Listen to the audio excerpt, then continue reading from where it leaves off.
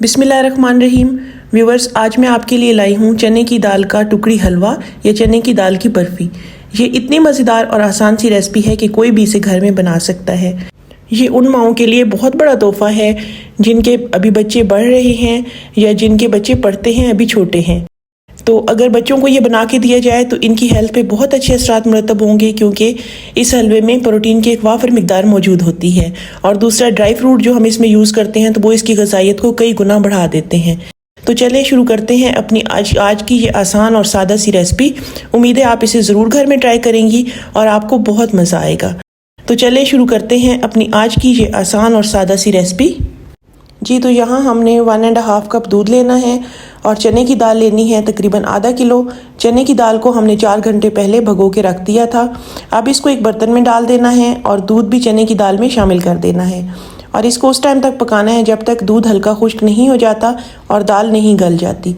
तो जी, हमने इसको कवर कर देना है।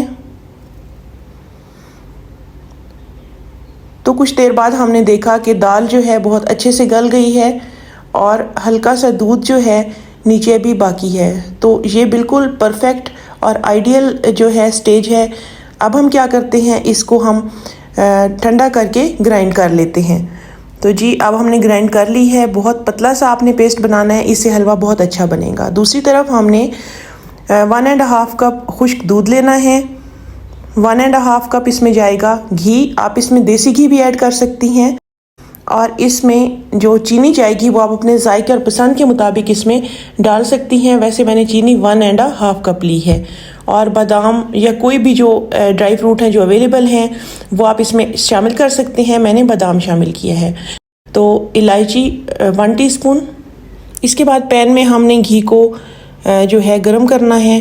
1.5 कप घी हमने लिया था। मीडियम आंच पे हम इसे गर्म कर रहे हैं। जब घी गर्म हो जाए तो थोड़ा थोड़ा करके दाल का जो पेस्ट है हमने इसमें ऐड करते जाना है, यकदम नहीं डाल देना।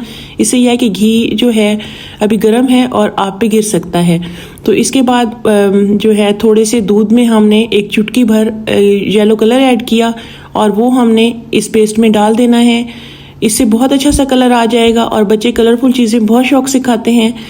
तो ये बहुत अच्छा सी इसकी रंगत आ जाएगी। इसको हमने अच्छे से मिक्स कर देना है ताकि दाल के पेस्ट में हर तरफ से जो है येलो कलर अच्छी तरीके से आ जाए।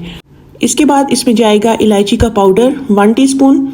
अब इस पेस्ट की भुनाई शुरू हो चुकी है और जो है जल्द ही जितना ऑयल है ये दाल सोख कर लेगी और बिल्कुल ड्राई सा ये हो जाएगा। तो जी, अब इसको हमने मीडियम फ्लेम पे जो भूनना है। मिक्सचर जब थोड़ा सा ड्राई हो जाए और दाल सारा घी सोख कर ले तो हमने आंच जो है बिल्कुल लो कर देनी है और इसमें चीनी हमने मिला देनी है 1.5 कप। चीनी मिलाने से क्या होगा कि ये मिक्सचर दोबारा से पतला होना शुरू हो जाएगा। जैसे ही मिक्सचर पतला होने के बाद दोबारा से थिक होना शुरू हो जाए तो इसका मतलब ये है कि हमारी जो है मिक्सचर रेडी है। इसके बाद फ्लेम हमने बंद कर देनी है और मिल्क पाउडर जो 1.5 कप हमने लिया था वो इसमें ऐड कर देना है और जल्दी जल्दी से चम्मच चलाते हुए इसको हमने मिक्स करना है। तो जी, ड्राई मिल्क इसमें मिक्स हो चुका है और हमारा मिक्सचर बिल्कुल रेडी है। अब एक सांचे में हमने बटर पेपर लगा लेना है और इसके ऊपर बादाम हमने कट किए हुए यूं फैला देने हैं। बादाम फैलाने के बाद मिक्सचर सारा हमने यूं इसमें डालकर लेवल कर लेना है और खूब अच्छी तरह से बराबर कर लेना है ताकि ये कटिंग करते हुए हमें कोई मुश्किल ना हो और सारी एक जैसी शेप बने। ऊपर से हमने कवर कर लेना है अच्छी तरह और पूरी रात के लिए इसको छोड़ देना है।